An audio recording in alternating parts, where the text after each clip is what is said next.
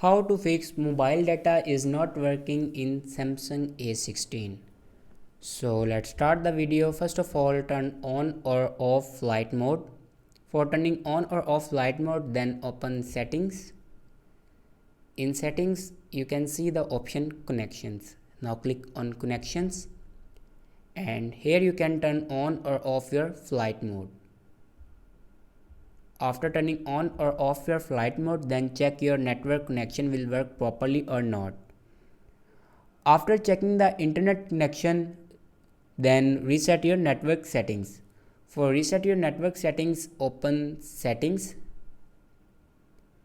and then scroll down and click on general management and then scroll down and open reset, and here you can reset your mobile network settings.